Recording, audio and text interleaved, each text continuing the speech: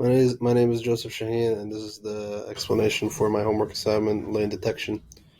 Over here, we have the different helper functions. The first one is snip, which just snips the image and returns the road. The second function is masking the image, and based on left or right, it'll create a polygon on the left lane or the right lane to be able to detect that lane. The next function is the process function, and here I convert the image to grayscale, and then I threshold it and turn it into a binary image. The lower bounds of the threshold are 65 and then 125 for the second video, and the reason there are two different lower bounds is because the second video is much lighter, so there's a lot more to cut out, whereas in the first video it's much darker. So having 65 would be sufficient to just find the lane lines. The next function is blur, and that just uses a Gaussian blur of kernel size 5 by 5, and that actually works pretty well. The next function is the edge function, and that just uses cv2.canny with thresholds of 50 and 155. Those work pretty well to find the edges from the blurred image. The next function is just find lines, which uses cv2.hufflines with a threshold of 13. This threshold works pretty well to find the lines, the lane lines. The next function is plot lines. This takes in an image, an array of both row and theta, and then the side, which is left or right. Over here, I take the mean of the rows and the mean of the theta, and I use those to plot the lines on either the left or the right side. The left side are plotted in blue, and the right side are plotted in red. Over here is just find lane, and that takes in all the other different functions and puts it all into one thing. So I just have to call this once, and it will call all the other functions. Over here, this is just my main function.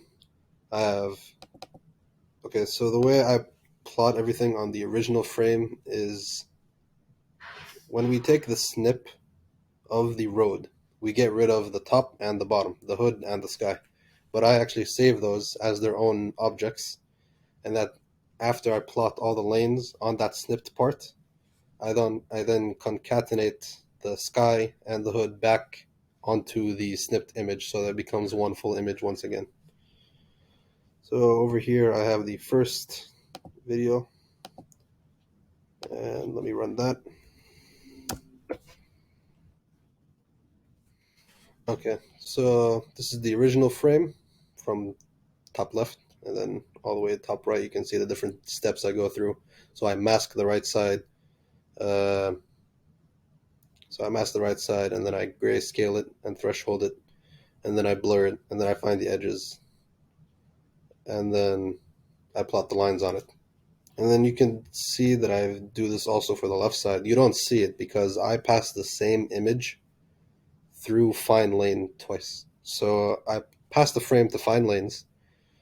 The frame has then the left lane plotted onto it, and then I take that same image with the plotted line on it, and then I say, okay, now find the right lanes.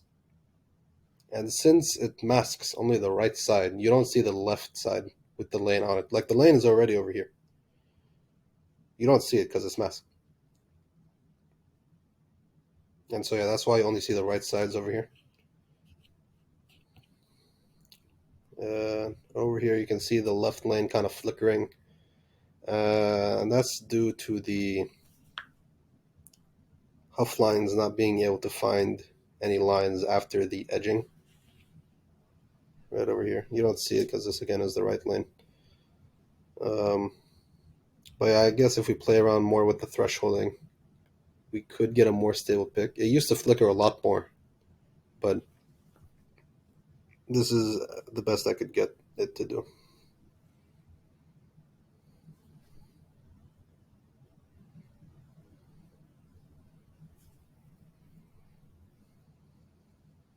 It does a pretty good job. Compare these two, the original image and the final image.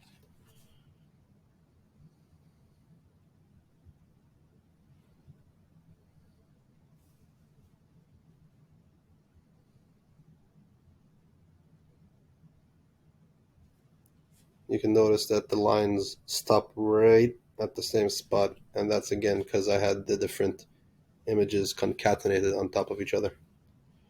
Okay, now let's look at the second image. Got the 2.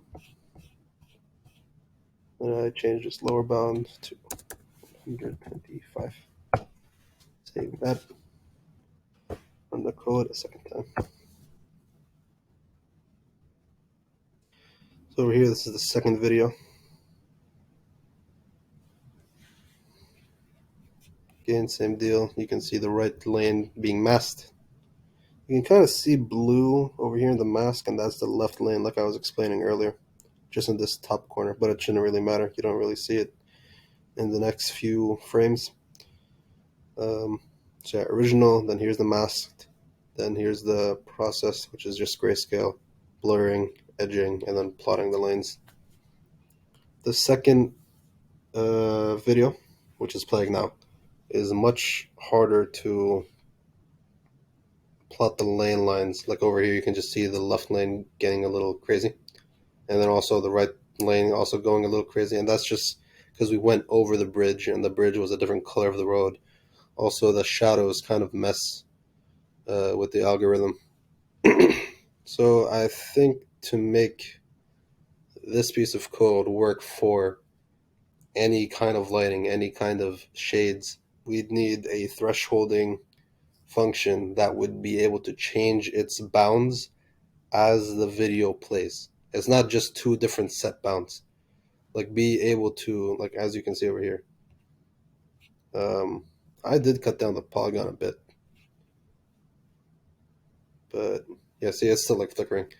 So if we can have a thresholding function that would change its bound based on whatever's going on in the video, if it enters like a dark tunnel or goes through under a cloud or through a fog or whatever, if we can have those bounds change, I think that would make that the best. And we're almost done with this video.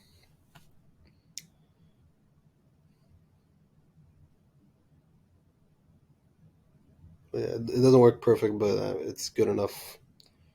Like good enough to be able to find the lanes for these two videos.